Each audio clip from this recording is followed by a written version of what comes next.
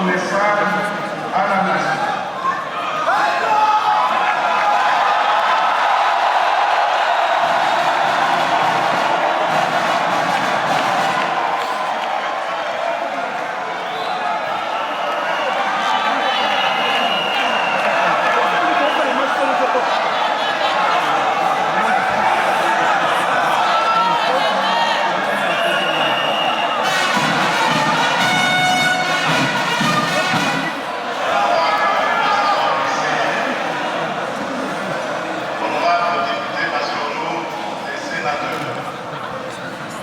Distingués invités, mesdames et messieurs, mes très chers compatriotes,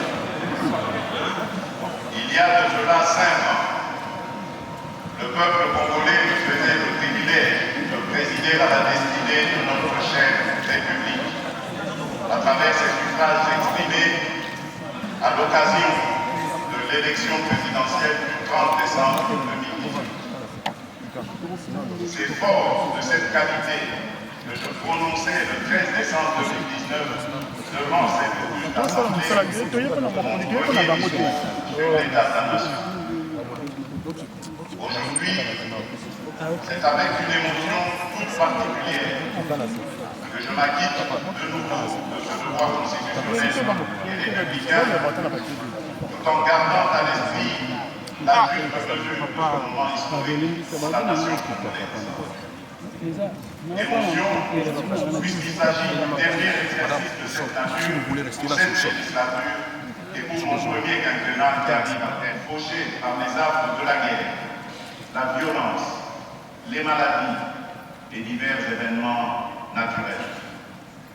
Ces Congolaises et Congolais disparus étaient transcendés tout autant que nous par la même ferveur, ainsi que par la même arme pour la préservation des valeurs incarnées par notre nation et consacrées dans notre hymne national.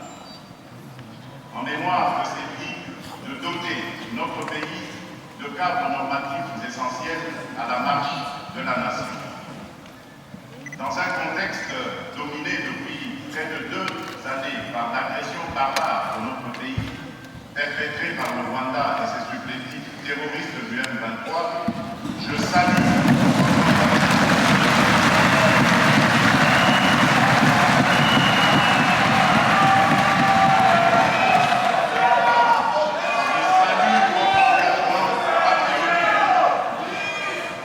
votre engagement patriotique remarquable, matérialisé par des autorisations successives et responsables de prorogation d'état de siège. Ces autorisations ont permis au gouvernement de poursuivre et d'intensifier les actions en vue de la pacification des provinces de l'Ituri et du Nord Kivu. Aussi, je remercie les 2 bureaux de nos chambres législatives pour leur action managériale. S'agissant du contrôle parlementaire exercé sur le gouvernement, les entreprises publiques, les entreprises du portefeuille de l'État, les services et établissements publics, vous avez, en jouant votre partition, contribué à consolider l'élan de la bonne gestion de la chose publique. Les nombreuses recommandations que vous avez adressées au gouvernement et la disponibilité de ce dernier à y répondre promptement autant que possible constituent l'une des manifestations tangibles de cette collaboration interinstitutionnelle. À travers l'exercice de vos missions précitées, je mesure l'étendue de votre engagement pour ce pays. C'est ce Congo de tous, Congo pour tous, dont nous partageons la passion et l'ambition qui nous réunit, vous et moi, mandataires du peuple. Je ne saurais toutefois clore ce propos vous concernant sans mentionner spécifiquement la détermination dont vous avez fait montre à m'accompagner dans mon engagement solennel, celui de consolider notre jeune et fragile démocratie par l'organisation de scrutins électoraux dans le strict respect des échéances constitutionnelles. Pour ce faire, vous avez, au cours de cette législature, doté notre pays de toutes les lois essentielles à l'organisation des élections tant attendues par notre peuple, notamment la loi organique portant organisation et fonctionnement de la Commission électorale nationale indépendante, la réforme de la loi électorale ainsi que la loi sur la répartition des sièges. Cet engagement soutenu, vous pouvez vous estimer heureux et fier d'avoir été au service de la nation.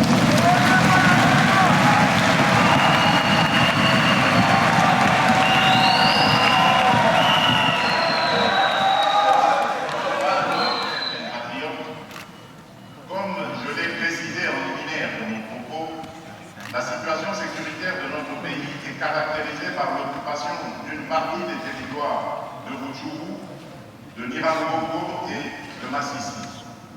Cette agression a déjà coûté la vie à bon nombre de nos compatriotes, lâchement massacrés à Kishiché, Kizimba, Bambu, Mukombo, Tongo, Karake et mis en errance à plus de 2 400 000 déplacés internes, dont 1 600 000 autour de la ville de Goma.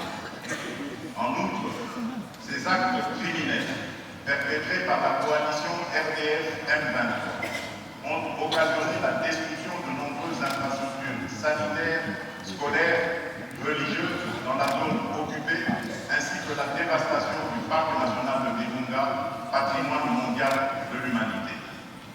À cette guerre injustement imposée au peuple congolais s'ajoute l'activisme des forces négatives ainsi que d'autres groupes terroristes locaux et étrangers. On peut notamment relever l'activisme accru des terroristes de ADF qui, au moyen du djihad, poursuivent l'ambition saugrenue d'implanter un califat islamique dans le territoire de Béni et dans le sud de la province de l'Itourie. Il y a également lieu de citer le groupe armé Red Tabara et certains groupes armés locaux, particulièrement dans les provinces de l'Itourie, du Sud Kivu, du Maniema et du Tanganyika, qui n'ont fait qu'exacerber l'insécurité et compromettre la cohabitation pacifique de nos populations. Face à ce tableau sombre et préoccupant, je voudrais rassurer les compatriotes vivant dans ces provinces du pays de la prise par le gouvernement de mesures idoines et appropriées pour répondre avec fermeté à ces fléaux. Parmi ces mesures, il convient de signaler l'adoption par le gouvernement dans le cadre de la mise en œuvre de sa politique de défense de l'ordonnance de loi numéro 22/019 du 28 juillet 2022 portant programmation militaire 2022-2025 et la loi numéro 23/014 du 22 mai 2023 qui institue la réserve armée de la défense. Cette grande réforme qui manquait à notre pays depuis des décennies est destinée à structurer, mieux à systématiser et stabiliser la capacité de riposte et de dissuasion de nos forces de défense sur le moyen et le long terme. Elle poursuit également l'ambition d'accélérer l'augmentation des capacités dissuasives de notre appareil de défense.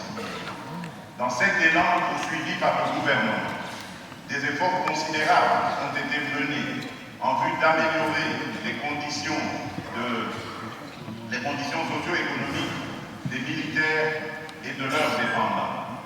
Il s'agit entre autres de l'indexation du barème de rémunération des militaires sur un salaire minimum interprofessionnel garanti de SMIC, constamment adapté au coût réel de la vie, de la finalisation du projet portant mise en place d'une assurance maladie, d'une assurance invalidité permanente, ainsi que d'une assurance obsèque, du lancement du programme de construction des casernements militaires, de la poursuite des audits et contrôles des ressources humaines, financières et logistiques dans toutes les structures de défense pour une gestion efficiente et efficace.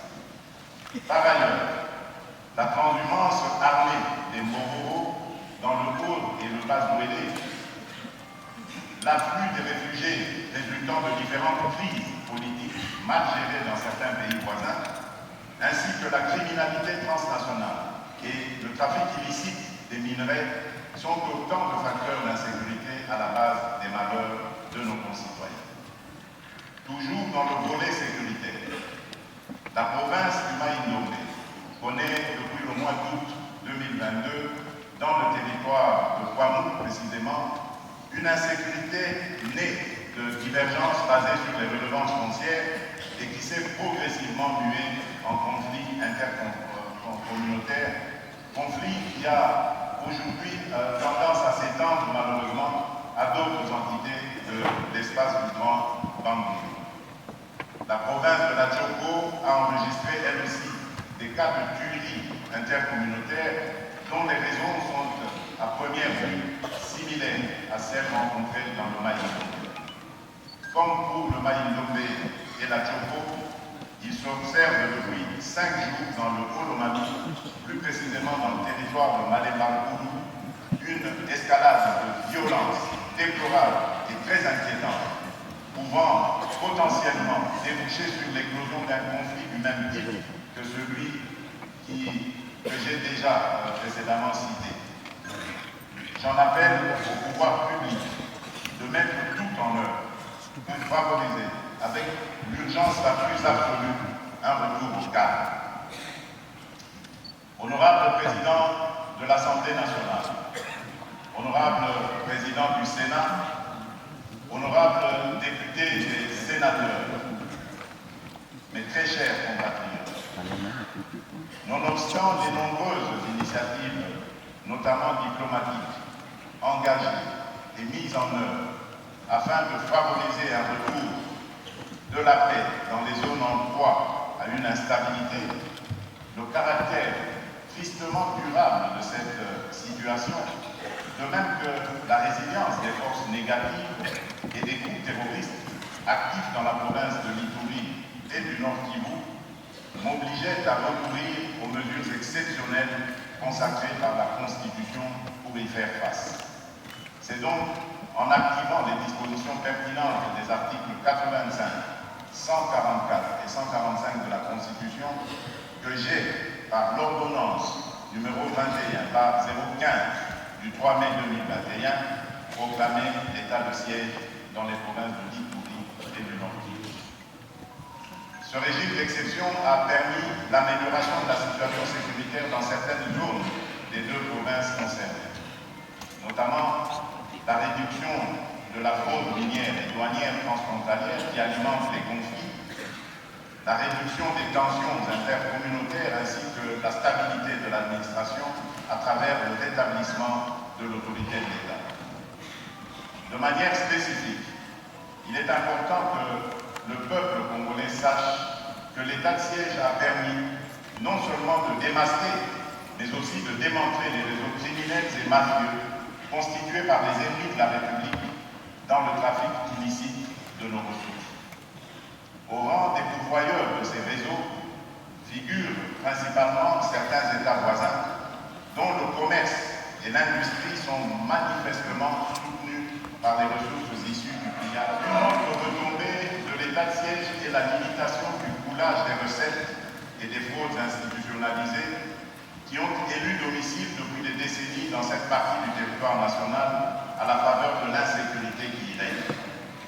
Ainsi, en tenant compte des résultats précités et au regard des conclusions de la table ronde au cours de laquelle une évaluation responsable a été faite, un dispositif transitoire d'assouplissement déjà décidé est en cours d'exécution dans le souci de concilier les impératifs sécuritaires et le respect des libertés publiques de nos concitoyens.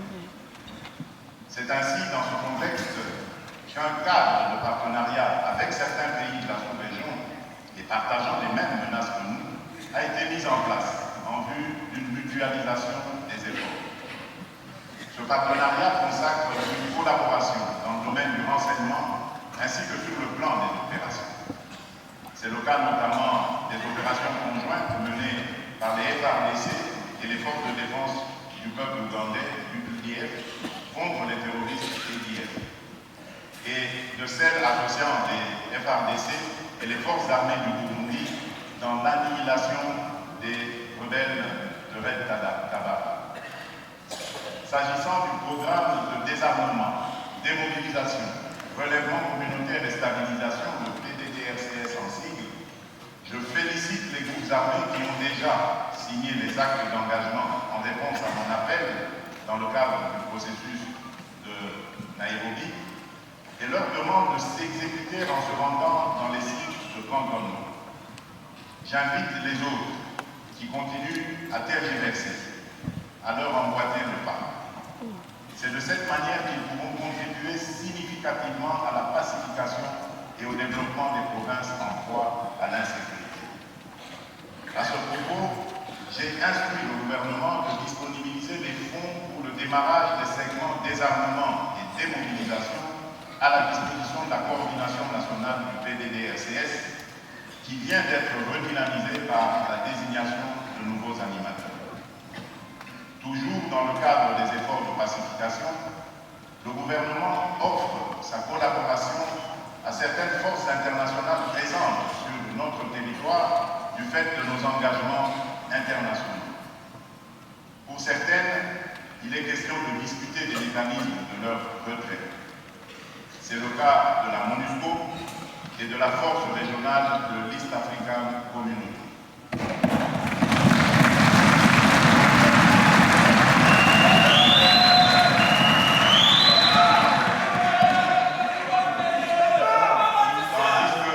Tandis que pour d'autres, il s'agit des modalités de leur déploiement. C'est le cas de la communauté de développement de l'Afrique australe, la SADC, à travers la mission de la SADC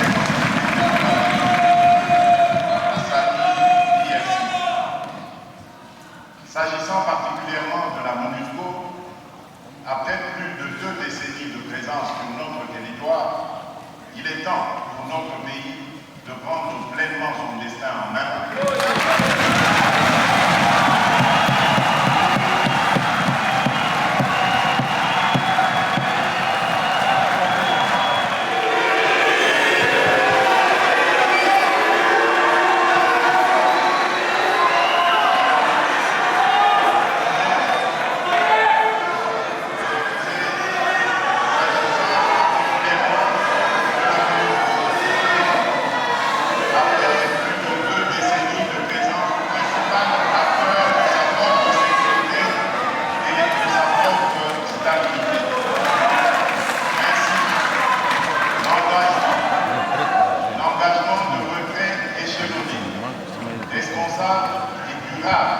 De la MONUSCO annoncé depuis 2018 et dont le plan de transition a été adopté en 2021 doit être mis en œuvre.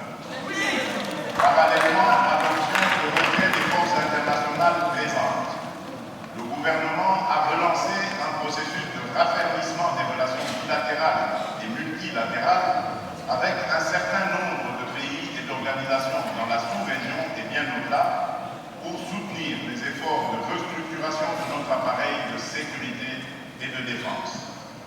Les partenariats tissés dans ce cadre couvrent notamment les domaines de la diplomatie militaire, de la formation et des opérations sur lesquelles je me suis étalé précédemment. Pour ce qui est de la diplomatie militaire, quasiment muette depuis la fin de la Deuxième République, j'ai décidé de procéder à sa réactivation à travers la création d'une trentaine de postes d'attachés de défense près des missions diplomatiques de notre pays, dont une vingtaine va connaître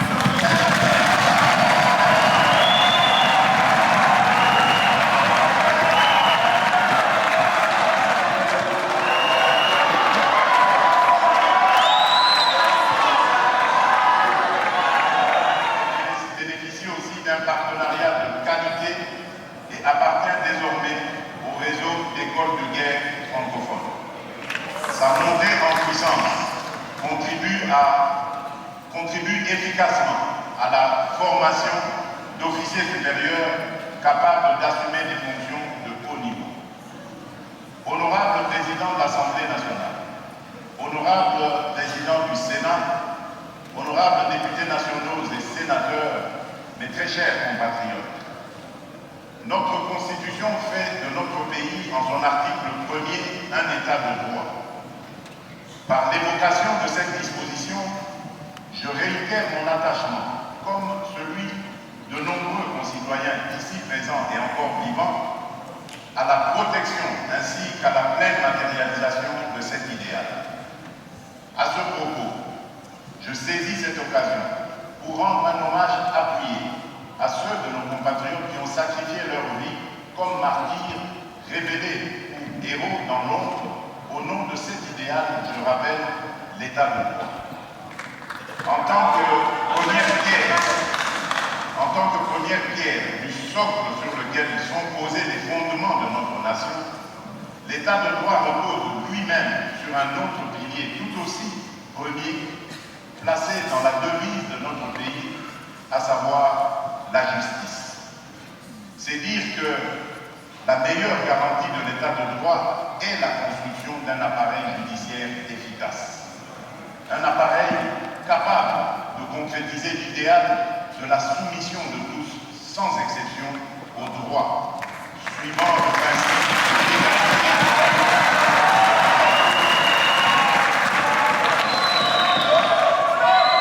En effet, c'est la justice qui élève la nation, dit-on. Fort de ce postulat, dès le début de mon mandat, mon engagement d'améliorer le fonctionnement de l'appareil judiciaire et de veiller à la bonne administration de la justice dans notre pays a été confronté à 3 défis majeurs. Le premier défi était celui des moyens humains insuffisants pour assurer une couverture judiciaire satisfaisante du territoire national au regard des effectifs disponibles. Le second défi était celui lié à l'extrême insuffisance de moyens financiers disponibles au vu de la modicité du budget alloué à l'administration de la justice.